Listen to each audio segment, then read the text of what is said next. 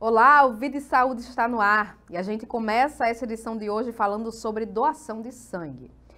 O Hemocentro de Mossoró está com estoque baixo de bolsas de sangue.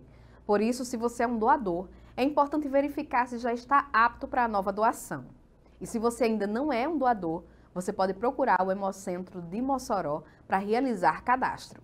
Usamos a tribuna da Câmara Municipal de Mossoró para falar sobre a situação dos estoques de sangue aqui no Hemocentro de Mossoró, onde praticamente está zero, e nós convidamos a população em geral, nós convidamos aquelas pessoas que são doadores, principalmente as pessoas que têm o seu sangue zero negativo, onde o estoque ele está praticamente zerado, e você que tem entre 16 e 60 anos pode ser doador de sangue. Procura um Hemocentro que fica localizado vizinho ao Hospital Regional Tarcísio Maia. Quando chegar lá, você vai passar por uma triagem que passa por médicos, enfermeiros, serviço social, tem o lanche. Então é de grande importância e, além disso, já vai ser coletado vários exames de sangue para saber como está a sua saúde. Então fica aqui o nosso convite, mais uma vez, para que você procure o Hemocentro da nossa cidade e faça a sua doação de sangue. O interessante é que antes nós tínhamos um estoque zero, mais dos sangues negativos, só que agora até mesmo aquelas pessoas que são positivos do seu sangue, eles estão com o estoque um pouco baixo. Então fica aqui mais uma vez o nosso convite para que você que é doador, você que não é doador, que está com a sua saúde boa, procure o Hemocentro da nossa cidade e faça a sua doação de sangue. Simples, rápido, e você pode salvar 4 vidas com apenas uma bolsa de sangue. A Organização Mundial da Saúde, a OMS, declarou a Mpox como emergência de saúde pública de importância internacional.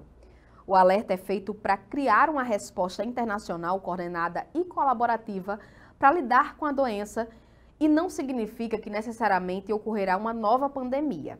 A preocupação nesse momento é com a rápida propagação da nova variante da doença, a cepa 1B, encontrada no continente africano e mais concentrada na República Democrática do Congo.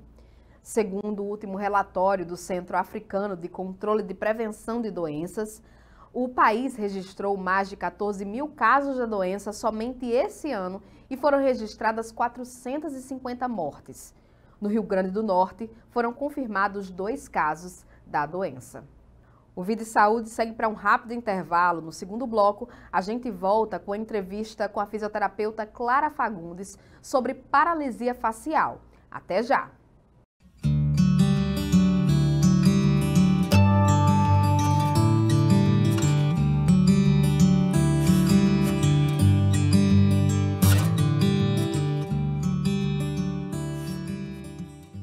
Eu acho que as pessoas não sabem o que dizem quando são contra a vacina. Não sabem o tamanho da dor das famílias que perderam quem amam para uma doença. Não sabem o tamanho da dor dos pais aflitos. Seus filhos hospitalizados. Será que é preciso assistir à volta dessa e outras doenças para acreditarem na vacina? Não, nós não queremos isso. Confiar na vacina tem que ser pelo caminho da vida. Vacinas salvam vidas. Vacinas salvam vidas. Eu quero viver, por isso eu vacino. Eu quero ver o Brasil reconstruir a nossa vacinação. Porque o Brasil sempre foi referência em vacinação no mundo. Vamos nos unir ao movimento nacional pela vacinação. Vamos vacinar, sim. Valorizar a nossa ciência e o nosso SUS, sim. Vamos bater com orgulho no peito e no braço. E dizer que vacinas salvam vidas. Vacina é vida. Vacina é para todos. Ministério da Saúde. Brasil. União e Reconstrução. Governo Federal.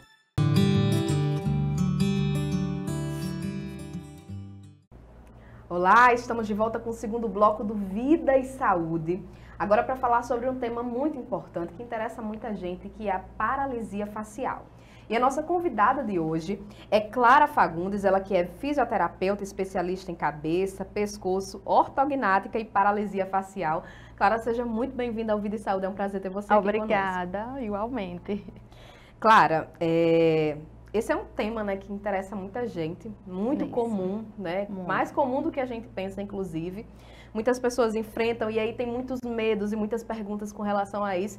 que a gente vai tentar, nesse tempo, esclarecer aqui com a sua ajuda no Vida e Saúde. E aí eu queria perguntar, a gente começar aqui a nossa conversa, o que é a paralisia facial e por quais motivos ela acontece? Bom, a paralisia facial é a paralisação dos músculos da face. E por que esses músculos da face paralisam? Porque o nervo facial, por algum motivo ou por alguma infecção, ele acaba sendo afetado. E aí ele dificulta e não manda os comandos necessários para que a musculatura da face fique em movimento. E interessante você falar isso, porque uma infecção, né? Muitas pessoas atrelam simplesmente a um AVC, vem de forma mais superficial, mas infecções que causam podem causar essa paralisia. Podem. E aí, decorrente de várias, por exemplo, AVC, o que mais poderia causar essas infecções? Herpes zoster. A herpes zoster, ela é a causa mais comum de paralisia facial, no caso da paralisia de Bell. E aí a herpes zoster, ela se manifesta no corpo de várias formas, né? Muitas pessoas acabam tendo na boca ou tendo o famoso cobreiro, mas aí em muitas pessoas, a herpes zoster, ela acaba infeccionando o nervo facial e aí causando essa paralisia facial. Que pode se manifestar de que formas? Tem gente que é uma parte parcial, às vezes é só na boca, ou parte do porque rosto. aí o nervo facial, o que é que acontece? Ele é dividido em 3 partes, tá?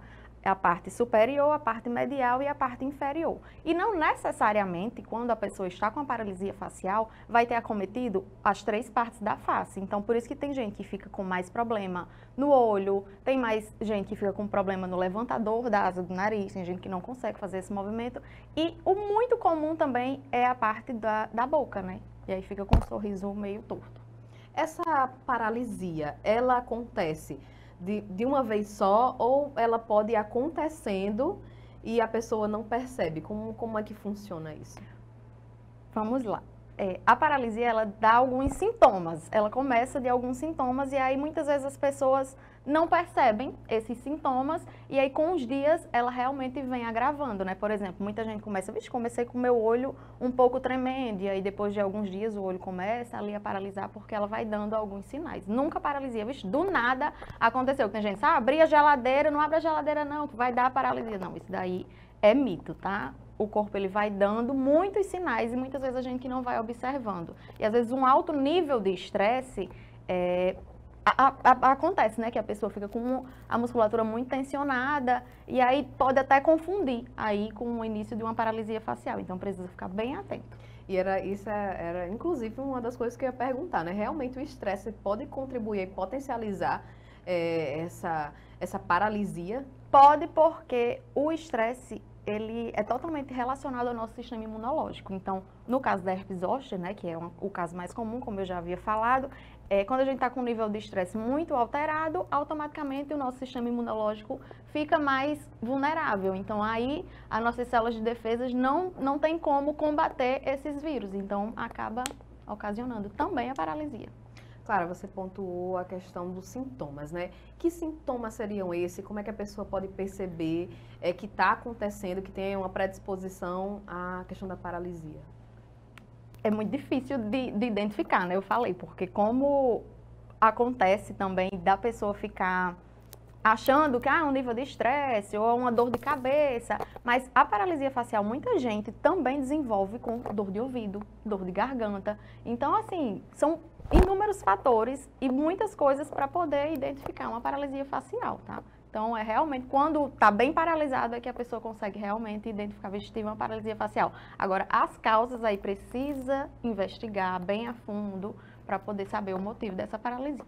Clara, ela é fisioterapeuta, né? Especialista em cabeça, pescoço e paralisia facial. Clara, você está falando de procurar, né, uma ajuda. Nesse caso, você é fisioterapeuta. A pessoa que está aí com esses sintomas, porque naturalmente a gente tende muito a ignorar sintomas, né? Tem muita gente que deixa para procurar ajuda só ali no último instante, quando realmente já está assustando, né? Já aconteceu essa questão de estresse, eu já percebi algumas vezes no meu olho, né? E eu começo a ficar assustada, mas procurar ajuda, muita gente evita fazer isso. Nesse caso, a indicação é procurar um clínico geral, que tipo de profissional para poder chegar até você. Tá, isso é muito importante, porque o profissional de primeiro contato que o paciente deve procurar é um otorrino. E muita gente acha que é um neuro, mas não, é um otorrino, porque o otorrino, ele trata o nervo facial, e o nervo facial é localizado nessa região aqui, ó. E aí ele vem com os ramos dele se ramificando, como eu já havia falado, né? Ele vem se ramificando para essa área. Então o otorrino, ele entende melhor dessa região, porque é onde o nervo facial está localizado. Clara, como é que a pessoa deve agir nesses casos de paralisia? Você falou que realmente não dá para perceber, são sintomas difíceis de perceber, e aí a pessoa deve procurar o médico, né, o otorrino. No início ali da fisioterapia, o otorrino indica, né, para a fisioterapia diretamente. Nesse primeiro contato com você, né, como é que é o paciente? O que o paciente deve tirar de dúvidas? Como é esse procedimento? Vamos lá. Como é que eu posso dizer? Eu sempre falo que cada caso é um caso. Então, o paciente, quando chega para mim, ele primeiro tem que passar pelo médico, porque ele precisa de muitos remédios para melhorar essa carga viral, porque, como eu disse, geralmente a paralisia facial é causada por algum vírus, e a mais comum, que é a de Bell, tá? Porque tem outros tipos de paralisia facial. Mas hoje a gente está abordando aqui mais a paralisia de Bell. E aí, ele chega com essas medicações e, em todas as hipóteses, o profissional médico indica para que o paciente faça a fisioterapia. Mas aí, em questão de tratamento, vai muito de paciente para paciente. Por quê? Porque cada paciente tem o seu histórico e o seu motivo de ter levado à paralisia, tá? Então, muitos chegam na fase aguda, que é logo no início, no primeiro mês de paralisia, que é muito importante. E o que é que acontece? O nervo facial, quando ele está acometido, e ele passa mais ou menos um mês para poder se regenerar. Dou sempre esse exemplo muito claro, né? Eu quero deixar bem claro aqui para as pessoas, que é como se fosse um rabinho de lagartixa, que aí o nervo facial, ele acaba interrompendo os estímulos dele, e aí ele leva aquele tempo para se regenerar e poder devolver os comandos. E aí, onde é que a fisioterapia entra? Exatamente preparando essa musculatura para quando o nervo estiver apto e saudável, né, ele colocar os movimentos ordenados, porque muitas vezes o que acontece? Um paciente está, então se com um mês eu vou me recuperar, eu não vou fazer a fisioterapia, eu vou esperar em casa, mas aí acontece uma série de fatores, e aí muitas vezes se você não fizer o tratamento correto, vai acabar piorando e você não vai ter a sua face simétrica como deveria. Nós estamos conversando com Clara Fagundes, ela que é fisioterapeuta, estamos conversando aqui no Vida de Saúde muito sobre paralisia facial, um tema aí muito interessante, comum, que interessa muita gente. E a gente continua respondendo, né, outras questões, tirando outras dúvidas. No próximo bloco a gente vai para o rápido intervalo e volta já.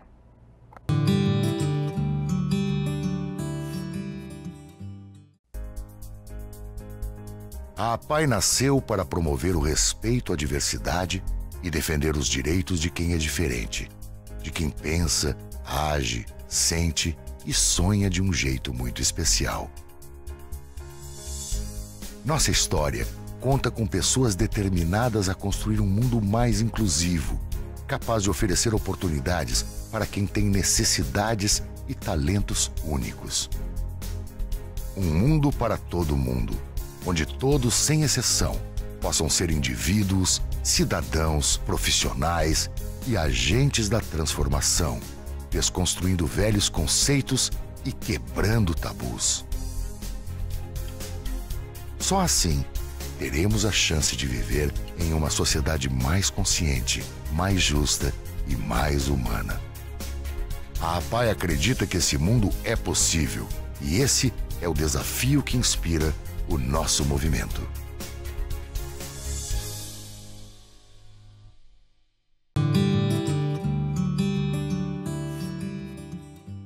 Estamos de volta com o terceiro bloco do Vida e Saúde. Hoje o nosso tema aqui é paralisia facial, a nossa convidada de hoje é Clara Fagundes, ela que é fisioterapeuta, especialista nessa área de paralisia facial. Nós conversávamos, Clara, agora no finalzinho do segundo bloco, né, sobre essa questão de tratamento, de causas. Sim. E aí sobre tipos também, né, mais comum, que você citou aqui, tipos de paralisia comum, mas uma dúvida muito frequente e que, assim, comum na boca das pessoas é a questão do AVC, né? As pessoas dizem, teve um AVC, pergunta logo assim, tá paralisada alguma parte? Como é que a pessoa tá? Né? Por que o AVC causa essa questão da paralisia?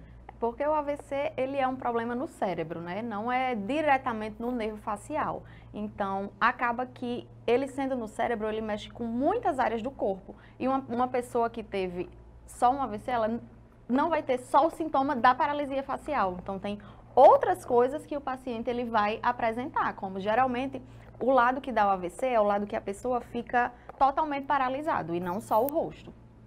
Nesse caso, existem vários procedimentos, né? Você pode especificar melhor sobre isso. Questão de tratamento. Qual é o tratamento adequado? De forma prática, como é que você vai tratar essa pessoa?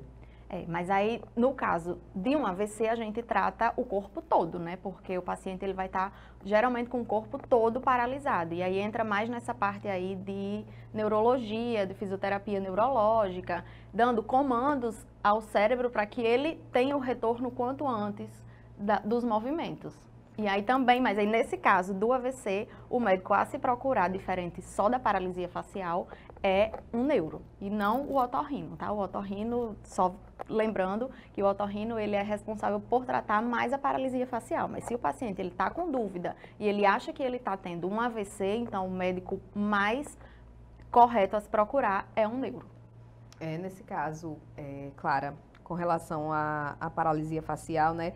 Existem pessoas e pessoas, né? Você já pontuou bem aqui, já colocou aqui, que o tratamento depende de cada caso. Chega para você essa questão do comparativo, a pessoa perguntar, fulano teve, eu conheço e já se recuperou e eu tô aqui há tanto tempo e ainda não melhorei nada. Sempre, né?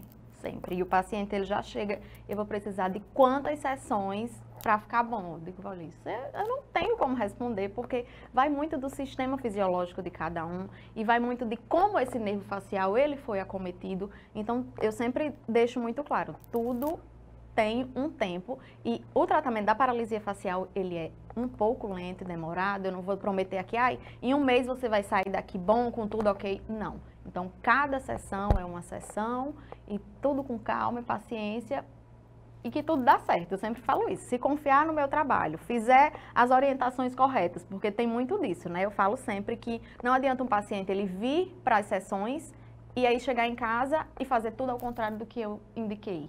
Então, não tem como, é um tratamento em conjunto.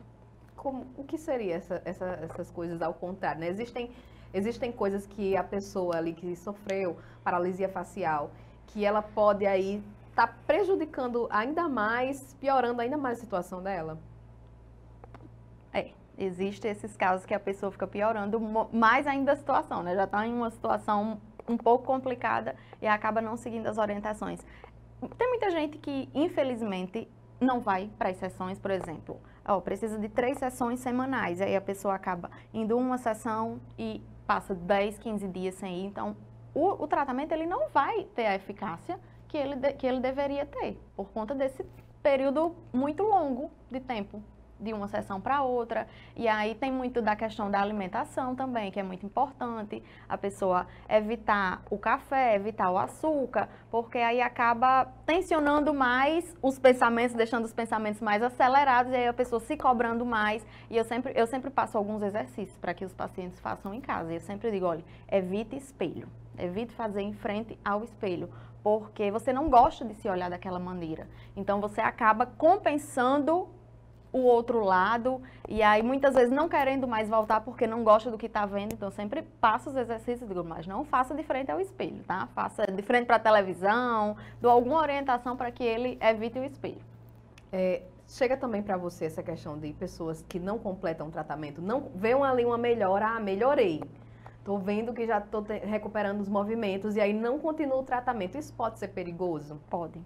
Pode sim. Porque a paralisia facial, quando você não descobre a causa dela, e fica aí a pergunta, o porquê que aconteceu, e aí, voltando, né, para herpes zoster, que quem sabe que já tem herpes zoster, sabe que vai estar sujeito a ter uma paralisia facial. Então, é um paciente que tem mais cuidado. Ele tem mais cuidado em fazer os exercícios, porque ele sabe que, dependendo de como esteja o sistema imunológico dele, pode ser que o nervo facial seja acometido. E aí, se ele não se curou totalmente daquela primeira paralisia facial e acaba tendo outra paralisia facial, e se ele não fizer o tratamento correto durante esse tempo, ele vai ficar com sequelas por um bom tempo. Então, nesse caso, existe uma predisposição. Se eu já tive paralisia, eu posso ter outra. Se a causa for descoberta e a causa mais comum, falando aqui da herpes zoster, ela tem sim como se desenvolver novamente.